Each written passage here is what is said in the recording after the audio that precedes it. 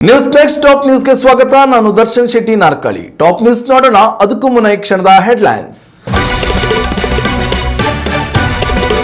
ಅಂತಾರಾಷ್ಟ್ರೀಯ ಮಟ್ಟದಲ್ಲಿ ಭಾರತಕ್ಕೆ ಭಾರಿ ಮುನ್ನಡೆ. ಯುರೋಪ್ ಬೆನ್ನಲ್ಲೇ ಅಮೆರಿಕದೊಂದಿಗೂ ಮಹತ್ವದ ಒಪ್ಪಂದ.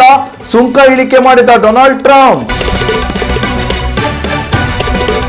ರಾಜ್ಯದಲ್ಲಿ ಮತ್ತೆ ಶುರು ನಿಫಾ ವೈರಸ್ ಭೀತಿ. ಕರ್ನಾಟಕ ಆರೋಗ್ಯ ಇಲಾಖೆಯಿಂದ ತೀವ್ರ ಕಟ್ಟೆಚ್ಚರ. ಆತಂಕ ಹೆಚ್ಚಿಸಿದ ಸೋಂಕಿತರ ಮರಣ ಪ್ರಮಾಣ. ರಾಜ್ಯಕ್ಕೆ ಎದುರಾಯಿತು ಹೊಸ ಜಲಕಂಟಕ. ಕಾವೇರಿ ಬೆನ್ನಲ್ಲೇ ತಮಿಳುನಾಡಿನಿಂದ ಹೊಸ ಖ್ಯಾತೆ. ಪಿನಾಕಿನಿ ನದಿ ನೀರಿಗಾಗಿ ಕಾನೂನು ಹೋರಾಟ. ರಂಜಾನ್ ಹಬ್ಬಕ್ಕೆ ಉರ್ದು ಶಾಲೆಗಳ ಅವಧಿ ಬದಲಾವಣೆ. ಬೆಳಿಗ್ಗೆ 8ರಿಂದ ಮಧ್ಯಾಹ್ನದವರೆಗೆ ಮಾತ್ರ ತರಗತಿ. ರಾಜ್ಯ ಸರ್ಕಾರದಿಂದ ಮಹತ್ವದ ಆದೇಶ. ಚಿಕ್ಕಬಳ್ಳಾಪುರದ ಬೆಟ್ಟಗುಡ್ಡಗಳಲ್ಲಿ ಅಡಗಿದ್ಯಾ ಚಿನ್ನದ ನಿಕ್ಷೇಪ. 3 ದಿನಗಳಿಂದ ಬರದಿಂದ ಸಾಗಿದೆ ವೈಮಾನಿಕ ಸಮೀಕ್ಷೆ.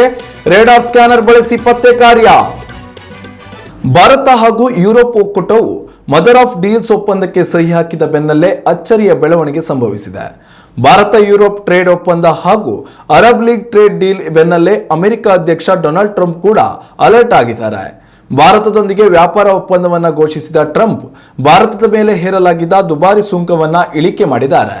ಪ್ರಧಾನಿ ಮೋದಿ ಜೊತೆಯಲ್ಲಿ ಕೆಲ ಕಾಲ ಫೋನ್ನಲ್ಲಿ ಮಾತನಾಡಿದ ಡೊನಾಲ್ಡ್ ಟ್ರಂಪ್ ಬಳಿಕ ಸಾಮಾಜಿಕ ಜಾಲತಾಣಗಳಲ್ಲಿ ಈ ವಿಚಾರವನ್ನ ಹಂಚಿಕೊಂಡಿದ್ದಾರೆ.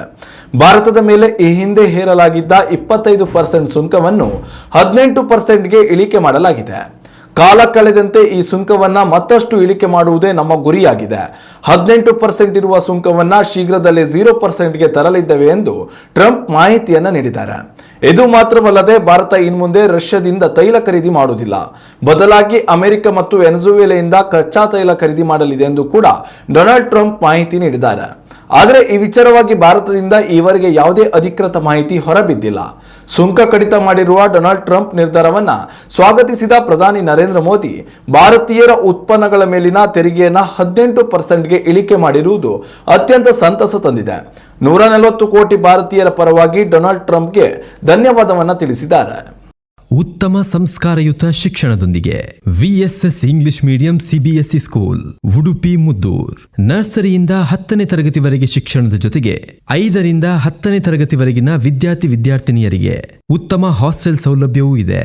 ನಿಮ್ಮ ಮಕ್ಕಳ ಪ್ರವೇಶಾತಿಗಾಗಿ ಈ ಸಂಖ್ಯೆಗೆ ಕರೆ ಮಾಡಿ. ವಿವಿಧ ರಾಜ್ಯಗಳಲ್ಲಿ ಮತ್ತೆ ನಿಫಾ ವೈರಸ್ ಕಾಟ ಶುರುವಾಗಿರುವ ಹಿನ್ನೆಲೆಯಲ್ಲಿ ರಾಜ್ಯದಲ್ಲಿ ನಿಫಾ ಭೀತಿ ತಡೆಗೆ ರಾಜ್ಯ ಆರೋಗ್ಯ ಇಲಾಖೆ ತೀವ್ರ ಕಟ್ಟೆಚ್ಚರ ವಹಿಸಿದೆ. ಸೋಂಕಿತರಲ್ಲಿ ಮರಣ ಪ್ರಮಾಣ 75% ಏರಿಕೆ ಕಂಡಿರುವುದು ತೀವ್ರ ಆತಂಕಕ್ಕೆ ದಾರಿ ಮಾಡಿದೆ. ಈ ಹಿನ್ನೆಲೆಯಲ್ಲಿ ರಾಜ್ಯದಲ್ಲಿ ನಿಫಾ ಸೋಂಕು ತಡೆಗೆ ಹೈ ಅಲರ್ಟ್ ಘೋಷಣೆಯಾಗಿದೆ. ನಿಫಾ ವೈರಸ್ ತಡೆಗೆ ಆರೋಗ್ಯ ಇಲಾಖೆ ಸಾರ್ವಜನಿಕರಿಗೆ ಹಲವು ಮಾರ್ಗಸೂಚಿಗಳನ್ನು ಹೊರಡಿಸಿದೆ. ಯಾವುದೇ ಕಾರಣಕ್ಕೂ ಹಣ್ಣುಗಳನ್ನು ಚೆನ್ನಾಗಿ ತೊಳೆಯದೆ ತಿನ್ನಬಾರದು. ಪ್ರಮುಖವಾಗಿ ಇದು ಬಾವಲಿಯಿಂದ ಹರಡುವ ಕಾಯಿಲೆಯಾಗಿರುವ ಹಿನ್ನೆಲೆಯಲ್ಲಿ ನೆಲಕ್ಕೆ ಬಿದ್ದಿರುವ ಅಥವಾ ಪ್ರಾಣಿ ಪಕ್ಷಿಗಳು ಕಚ್ಚಿದ ಗುರುತು ಹೊಂದಿರುವ ಹಣ್ಣುಗಳನ್ನು ಸೇವಿಸಲೇಬಾರದು. ಕುದಿಸಿ ಆರಿಸದ ನೀರನ್ನೇ ಕುಡಿಯಬೇಕು. ಮನೆಯಲ್ಲಿರುವ ಸಾಕು ಪ್ರಾಣಿಗಳು ಬಾವಲಿಗಳ ಸಂಪರ್ಕಕ್ಕೆ ಬಾರದಂತೆ ನಿಗಾ ವಹಿಸಬೇಕು. ಪ್ರಾಣಿಗಳ ಜೊತೆ ಇರುವಾಗ ಮಾಸ್ಕ್ ಹಾಗೂ ಕೈಗಳಿಗೆ ಗ್ಲೌಸ್ ಧರಿಸುವುದು ಉತ್ತಮ. ಮರಗಳಿಂದ ತೆಗೆಯುವ ನೀರಾಗಳನ್ನು ಸೇವನೆ ಮಾಡಬಾರದು. ಯಾವುದೇ ರೀತಿಯ ಸಣ್ಣ ಲಕ್ಷಣಗಳು ಗೋಚರಿಸಿದರೂ ಕೂಡಲೇ ವೈದ್ಯರನ್ನ ಕಾಣುವಂತೆ ಆರೋಗ್ಯ ಇಲಾಖೆ ಸೂಚನೆ ನೀಡಿದೆ. ನಿಫಾ ವೈರಸ್ ದಾಳಿಗೆ ಒಳಗಾದ ವ್ಯಕ್ತಿಗೆ ರೋಗದ ಲಕ್ಷಣಗಳು ಕಾಣಿಸಿಕೊಳ್ಳಲು 4ರಿಂದ 14 ದಿನಗಳ ಸಮಯಾವಕಾಶ ಬೇಕಾಗುತ್ತದೆ. ಈಗಾಗಲೇ ಗಡಿ ಭಾಗಗಳಲ್ಲಿ ಆರೋಗ್ಯ ಇಲಾಖೆ ಕಟ್ಟೆಚ್ಚರ ವಹಿಸಿದ್ದು ಮುಂಜಾಗ್ರತಾ ಕ್ರಮವಾಗಿ ಸಾರ್ವಜನಿಕರಿಗೂ ಎಚ್ಚರಿಕೆಯಿಂದ ಇರುವಂತೆ ಸೂಚನೆಯನ್ನ ನೀಡಿದೆ. ಕರ್ನಾಟಕ ಹಾಗೂ ತಮಿಳುನಾಡಿನ ನಡುವೆ ಕಾವೇರಿ ಜಲ ವಿವಾದ ಹೊಸ ವಿಚಾರವೇನಲ್ಲ.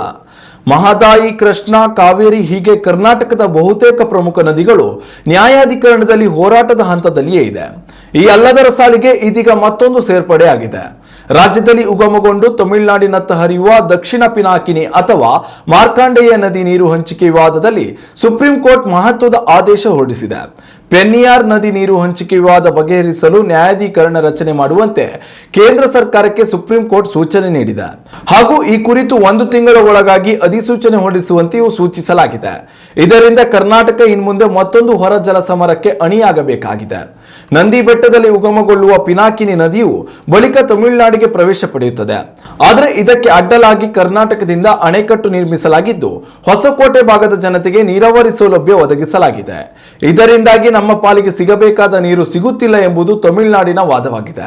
ಈ ಕುರಿತು ತಮಿಳುನಾಡು ಸಲ್ಲಿಸಿದ ಅರ್ಜಿ ವಿಚಾರಣೆ ನಡೆಸಿದ ನ್ಯಾಯಮೂರ್ತಿ ನ್ಯಾಯಮೂರ್ತಿ ವಿಕ್ರಮ್ನಾಥ್ ಹಾಗೂ ಎನ್.ವಿ. ಅಂಜಾರಿಯ ನೇತೃತ್ವದ ಪೀಠ ಕೇಂದ್ರ ಸರ್ಕಾರಕ್ಕೆ ನ್ಯಾಯಮಂಡಳಿ ರಚಿಸುವಂತೆ ಸೂಚನೆ ನೀಡಿದೆ. ಉತ್ತಮ ಸಂಸ್ಕಾರಯುತ ಶಿಕ್ಷಣದೊಂದಿಗೆ VSS English medium CBSE school Udupi Muddur ನರ್ಸರಿಯಿಂದ 10ನೇ ತರಗತಿವರೆಗೆ ಶಿಕ್ಷಣದ ಜೊತೆಗೆ 5ರಿಂದ 10ನೇ ತರಗತಿವರೆಗಿನ ವಿದ್ಯಾರ್ಥಿನಿಯರಿಗೆ ಉತ್ತಮ ಹಾಸ್ಟೆಲ್ ಸೌಲಭ್ಯವೂ ಇದೆ. ನಿಮ್ಮ ಮಕ್ಕಳ ಪ್ರವೇಶಾತಿಗಾಗಿ ಈ ಸಂಖ್ಯೆಗೆ ಕರೆ ಮಾಡಿ. ಫೆಬ್ರವರಿ 17ರಿಂದ ಆರಂಭಗೊಳ್ಳಲಿರುವ ಪವಿತ್ರ ರಂಜಾನ್ ಮಾಸದ ಉಪವಾಸ ಹಿನ್ನೆಲೆಯಲ್ಲಿ ರಾಜ್ಯ ಸರ್ಕಾರ ಉರ್ದು ಶಾಲೆಗಳ ಸಮಯ ಬದಲಾವಣೆಗೊಳಿಸಿ ಆದೇಶವನ್ನು ಹೊರಡಿಸಿದೆ. ಉರ್ದು ಕಿರಿಯ ಪ್ರಾಥಮಿಕ ಹಾಗೂ ಮಾಧ್ಯಮಿಕ ಶಾಲೆಗಳ ಅವಧಿಯನ್ನ ಬೆಳಿಗ್ಗೆ 8ರಿಂದ ಮಧ್ಯಾಹ್ನ 12:45ರವರೆಗೆ ಸೀಮಿತಗೊಳಿಸಿ ಸುತ್ತೋಲೆ ಹೊರಡಿಸಲಾಗಿದೆ. ಇದು ಮಾರ್ಚ್ 20ರವರೆಗೆ ಅನ್ವಯವಾಗಲಿದೆ ಎಂದು ರಾಜ್ಯ ಸರ್ಕಾರ ತಿಳಿಸಿದೆ. ಪಠ್ಯಕ್ರಮಗಳನ್ನು ಪೂರ್ಣಗೊಳಿಸಲು ಇತರೆ ದಿನಗಳು ಅಥವಾ ರಜಾ ದಿನಗಳಲ್ಲಿ ಶೈಕ್ಷಣಿಕ ಚಟುವಟಿಕೆಗಳನ್ನು ನಡೆಸಿ ಸರಿದೂಗಿಸಿಕೊಳ್ಳುವಂತೆ ಸೂಚನೆ ನೀಡಲಾಗಿದೆ. ಮಾತ್ರವಲ್ಲದೆ ರಂಜಾನ್ ಉಪವಾಸದಲ್ಲಿರುವ ಮುಸ್ಲಿಂ ವಿದ್ಯಾರ್ಥಿಗಳು ಮತ್ತು ಸಿಬ್ಬಂದಿ ಉಪವಾಸದ ವೇಳೆ 30 ನಿಮಿಷಕ್ಕೂ ಮೊದಲು ಶಾಲೆಯಿಂದ ಹೊರಡಲು ಅವಕಾಶ ನೀಡಬಹುದು ಎಂದು ಸುತ್ತೋಲೆಯಲ್ಲಿ ತಿಳಿಸಲಾಗಿದೆ. 2025-26ನೇ ಸಾಲಿನ ಎಸ್ಎಸ್ಎಲ್ಸಿ ಪರೀಕ್ಷಾ ಕೇಂದ್ರ ಹಾಗೂ ಪರೀಕ್ಷೆಯಲ್ಲಿ ಕರ್ತವ್ಯ ನಿರತ ಉರ್ದು ಮಾಧ್ಯಮದ ಶಿಕ್ಷಕರಿಗೆ ಈ ನಿಯಮ ಅನ್ವಯ ಆಗುವುದಿಲ್ಲ ಎಂದು ರಾಜ್ಯ ಶಿಕ್ಷಣ ಇಲಾಖೆ ತಿಳಿಸಿದೆ. ಚಿಕ್ಕಬಳ್ಳಾಪುರ ಜಿಲ್ಲೆಯ ಗುಡಿಬಂಡೆ, ಬಾಗೇಪಲ್ಲಿ ತಾಲೂಕುಗಳ ಬೆಟ್ಟಗುಡ್ಡಗಳಲ್ಲಿ ಚಿನ್ನದ ನಿಕ್ಷೇಪ ಪತ್ತೆಯಾಗಿ ಶೋಧ ಕಾರ್ಯ ಕೈಗೊಳ್ಳಲಾಗಿದೆ. ನೆರೆ ರಾಜ್ಯದ ಆಂಧ್ರಪ್ರದೇಶದ ಕದರಿ ಬಳಿಯಲ್ಲಿ ಚಿನ್ನದ ನಿಕ್ಷೇಪ ಪತ್ತೆಯಾಗಿರುವ ಹಿನ್ನೆಲೆಯಲ್ಲಿ ರಾಜ್ಯದಲ್ಲಿಯೂ ಚಿನ್ನದ ನಿಕ್ಷೇಪ ಪತ್ತೆಗಾಗಿ ವೈಮಾನಿಕ ಸಮೀಕ್ಷೆ ಕೈಗೊಳ್ಳಲಾಗಿದೆ. ಬಾಗೇಪಲ್ಲಿಯಿಂದ ಕೇವಲ 60 ಕಿಲೋಮೀಟರ್ ದೂರದಲ್ಲಿರುವ ಕದರಿಯಲ್ಲಿ ಚಿನ್ನದ ನಿಕ್ಷೇಪ ಪತ್ತೆಯಾಗಿದೆ. ಈ ಹಿನ್ನೆಲೆಯಲ್ಲಿ ಬೀಚಗಾನಹಳ್ಳಿಯನ್ನು ಕೇಂದ್ರವಾಗಿರಿಸಿಕೊಂಡು ಕೇಂದ್ರ ಗಣಿ ಮತ್ತು ಭೂವಿಜ್ಞಾನ ಇಲಾಖೆ ಅಧಿಕಾರಿಗಳು ಮತ್ತು ಜಿಯೋಲಾಜಿಕಲ್ ಸರ್ವೆ ಆಫ್ ಇಂಡಿಯಾ ಅಧಿಕಾರಿಗಳು ಒಟ್ಟಾಗಿ ಶೋಧ ಕಾರ್ಯ ನಡೆಸುತ್ತಿದ್ದಾರೆ. ಆಂಧ್ರಪ್ರದೇಶದ ಅನಂತಪುರಂ ಜಿಲ್ಲೆಯಲ್ಲಿ ಸಮೀಕ್ಷೆ ಕಾರ್ಯ ಪೂರ್ಣಗೊಳಿಸಿರುವ ಜಿಎನ್ಐ ತಂಡ ಇದೀಗ ಚಿಕ್ಕಬಳ್ಳಾಪುರ ಜಿಲ್ಲೆಗೆ ಎಂಟ್ರಿ ನೀಡಿದೆ. ಮೇ 31ರವರೆಗೂ ಈ ಭಾಗಗಳಲ್ಲಿ ವೈಮಾನಿಕ ಸಮೀಕ್ಷೆ ನಡೆಯಲಿದೆ ಎನ್ನಲಾಗಿದೆ. ಸಮೀಕ್ಷೆ ಕಾರ್ಯಕ್ಕೆ ರಾಡಾರ್ ಸ್ಕ್ಯಾನರ್ಗಳನ್ನು ಬಳಕೆ ಮಾಡಲಾಗುತ್ತಿದೆ. 15 ಸಿಬ್ಬಂದಿ ಕಾರ್ಯಾಚರಣೆಯ ಭಾಗವಾಗಿದ್ದು ಪ್ರತಿನಿತ್ಯ 6 ಗಂಟೆಗಳ ಕಾಲ ಶೋಧ ಕಾರ್ಯ ನಡೆಸಲಾಗುತ್ತಿದೆ. ಇನ್ನಷ್ಟು ತಾಜಾ ಸುದ್ದಿಗಳಿಗಾಗಿ ನೋಡ್ತಾ ಇರಿ ನ್ಯೂಸ್ ನೆಕ್ಸ್ಟ್. ಇದು ವರ್ತಮಾನದ ಕೈಗನ್ನಡಿ. ಉತ್ತಮ ಸಂಸ್ಕಾರಯುತ ಶಿಕ್ಷಣದೊಂದಿಗೆ VSS English medium CBSE school Udupi Muddur ನರ್ಸರಿಯಿಂದ 10ನೇ ತರಗತಿವರೆಗೆ ಶಿಕ್ಷಣದ ಜೊತೆಗೆ 5ರಿಂದ 10ನೇ ತರಗತಿವರೆಗಿನ ವಿದ್ಯಾರ್ಥಿನಿಯರಿಗೆ ಉತ್ತಮ ಹಾಸ್ಟೆಲ್ ಸೌಲಭ್ಯವೂ ಇದೆ. ನಿಮ್ಮ ಮಕ್ಕಳ ಪ್ರವೇಶಾತಿಗಾಗಿ ಈ ಸಂಖ್ಯೆಗೆ ಕರೆ ಮಾಡಿ.